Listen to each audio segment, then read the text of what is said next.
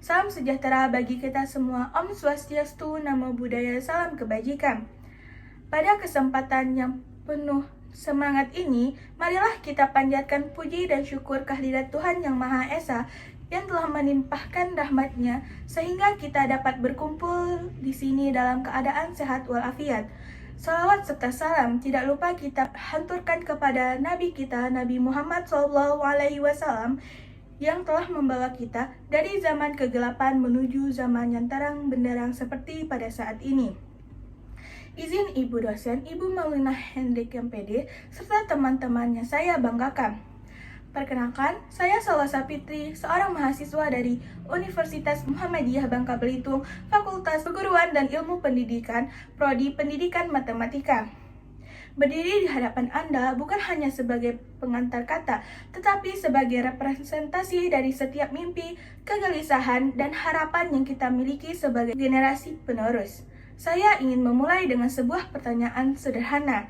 Ketika ada yang mendengar kata mahasiswa, apa yang terbayang di benak mereka? Mungkin ada yang membayangkan orang yang pintar dan orang yang kutu buku. Ada juga yang membayangkan aktivis yang suka demonstrasi. Atau ada juga yang membayangkan tentang orang yang sibuk ngopi dan tugas akhir. Semua itu mungkin benar, tetapi menurut saya, mahasiswa adalah sekumpulan orang yang memegang Kuncinya yaitu adalah ilmu, kesempatan, dan bergerak. Namun, kunci itu tidak akan berguna jika kita hanya menyimpannya di saku saja. Tetapi, kita harus menggunakannya untuk membuka pintu perubahan. Pidato saya hari ini mengajak kita semua untuk berani menggunakan kunci itu. Teman-teman sekalian, untuk menjadi mahasiswa yang benar-benar berpengaruh, ada 4 hal yang harus kita tanamkan dalam diri kita masing-masing. Yang pertama yaitu, jadilah pembelajar sejati. Kampus memberi kita ijazah, tetapi dunia memberikan kita pelajaran. Tugas kita adalah menjadi pembelajar sejati, bukan hanya pengejar nilai A. Apa bedanya? Pengejar nilai A hanya belajar untuk ujian, tetapi pembelajar sejati belajar untuk kehidupan. Pengejar nilai A hanya membaca buku untuk yang wajib saja, tetapi pembelajar sejati mencari tahu hal yang baru dan podcast sampai riset mendalam. Contoh sederhananya adalah ketika kita mendapat tugas kelompok, pembelajar sejati ia tidak hanya mengerjakan bagiannya saja, tetapi dia akan mencoba memahami isi dari semua materi yang dikerjakan oleh kelompok tersebut. Itu adalah skill yang tidak ada di buku, tapi sangat mahal harganya di dunia kerja.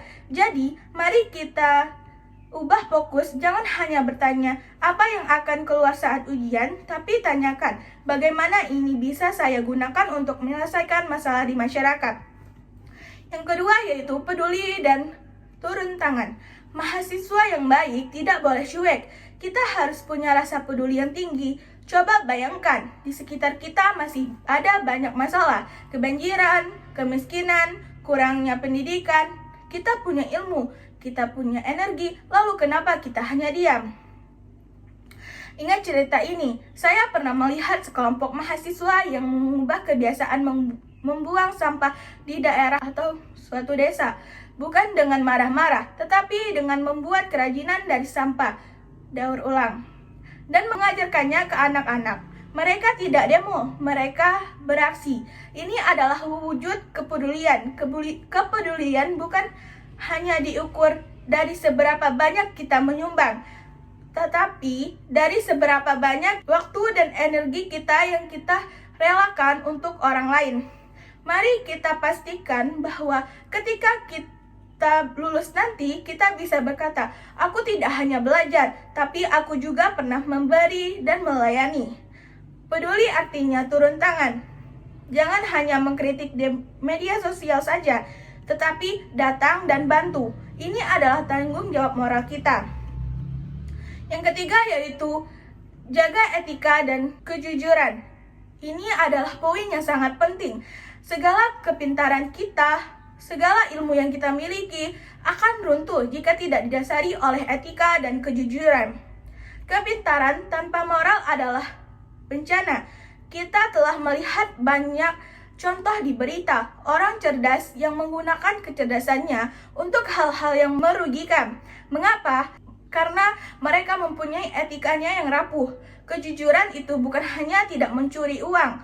Kejujuran adalah jujur pada diri sendiri. Contohnya mengakui kelemahan dan mau memperbaikinya. Jujur dalam tugas, tidak mengcopy-paste pekerjaan orang lain tanpa izin. Mengutip sumber dengan benar. Yang ketiga, jujur dengan berkata, menjaga lisan, tidak menyebutkan gosip atau berita bohong. Negara ini membutuhkan calon pemimpin yang cerdas, tetapi jauh lebih membutuhkan calon pemimpin yang jujur. Kejujuran kita adalah aset terbesar yang harus kita miliki. Jika kita kehilangan kepercayaan orang lain, semua gelar atau kekayaan kita tidak akan ada gunanya. Mari kita jadikan kampus ini sebagai tempat kita melatih diri menjadi individu yang kuat secara moral. Yang keempat yaitu membangun jaringan positif. Tidak ada orang yang sukses bekerja sendirian. Kita hidup di era kolaborasi. Jaringan positif berarti kita memilih teman yang membawa dampak baik, yang mengajak kita untuk maju, bukan yang mengajak kita untuk bermalas-malasan. Ikut organisasi yang menantang Anda untuk berpikir, bergabung dengan komunitas yang punya visi sama, dan berteman dengan orang yang dari jurusan berbeda. Jangan habiskan waktu hanya untuk hal yang tidak penting. Manfaatkan waktu atau kesempatan ini untuk menciptakan tim yang kuat yang akan bersama membangun masa depan. Teman-teman mahasiswa yang penuh potensi, jika kita ingin menjadi generasi yang dikenang, generasi yang mengubah Indonesia menjadi lebih baik, kita harus memulainya dari sekarang. Menjadi pembelajar sejati, menjadi berani, peduli, dan turun tangan, menjaga etika dan kejujuran, membangun jaringan positif. Mari kita hentikan kebiasaan hanya menonton berita saja. Mari kita mulai menjadi pembuat berita itu sendiri. Berita baik tentang perubahan, tentang inovasi, tentang kebaikan.